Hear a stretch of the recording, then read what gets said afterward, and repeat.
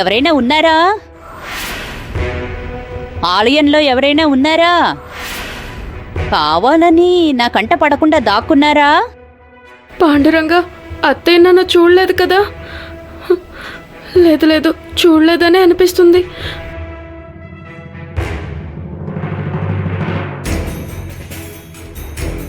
ఇక్కడ ఎవ్వరూ లేరు, అంతా నా భ్రమ. సరే పాండురంగా, అందరినీ చల్లగా చూడు స్వామి.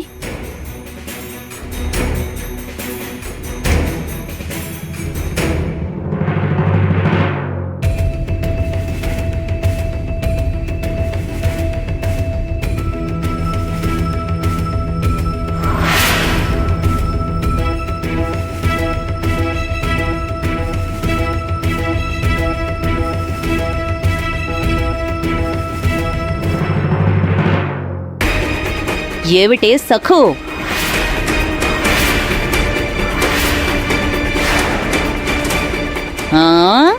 నేను నీ సత్యభామాతేనే. నువ్వేమనుకున్నావే?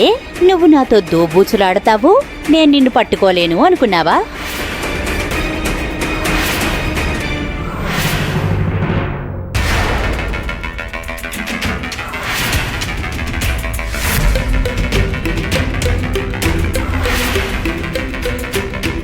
ఏమన్నా ఏదో పెద్ద తప్పే జరిగినట్టుంది. అందరూ దోషుల్లో నిలబడ్డారు.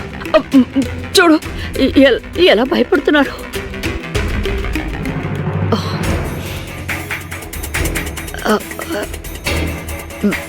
భైరవ గారు, ఏమైంది? ఎలా చెప్పాలో తెలియట్లేదు. మీ ఊహలకు అందంది జరిగింది. భయంకరమైన సంఘటన జరిగింది. విన్నావా? ఆ మూర్ఖురాలు చెప్పిన మాట వినుంటే ఇలా జరిగేది కాదు కదా. ఏమన్నా నేను ఇలా జరగకూడదు అనుకున్నాను. అంత అయిపోయింది. లేదు లేదు, ఇందులో మీ తప్పేం లేదు. నేను ఎన్నోసార్లు తనకి నచ్చ చెప్పడానికి ప్రయత్నించాను. బాబాగారు కూడా ఎన్నో విధాలుగా ప్రయత్నించారు. కానీ ఆ మొండి పిల్ల మాట వినలేదు. ఇది బాబాగారికి చెప్పి తీరాలి, లేదంటే అది దేవై మా పేక పట్టుకుంటుంది. అక్కడ రభస చేస్తున్నది ఎవరు? లోపలికి పంపించు, లోపలికి తీసుకురా. రండి, బాబా గారు పిలుస్తున్నారు. రండి రండి రండి. పద పద. రండి.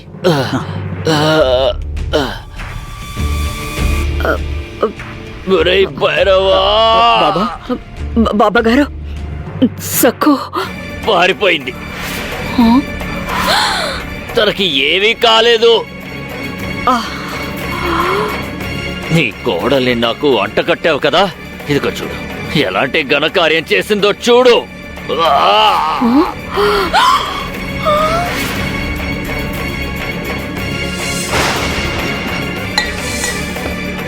బాబాగారు, ఇది ఎప్పుడు జరిగింది? నిన్న రాత్రి. సరిగ్గా నిన్న రాత్రి మా అమ్మకు కూడా ఇదే విధంగా జరిగింది బాబాగారు.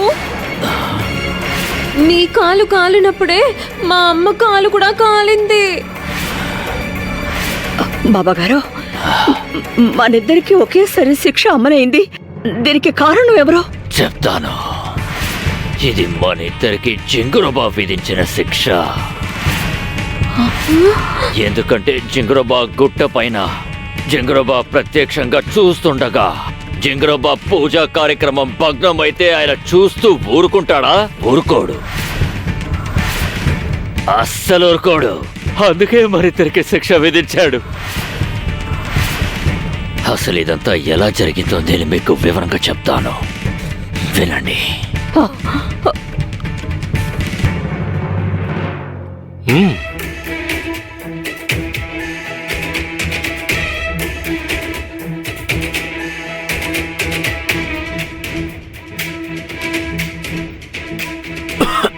స్వీకరించండి.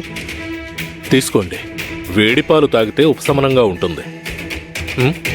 మనం వ్యాపారస్తులం, చాలా పనులుంటాయి.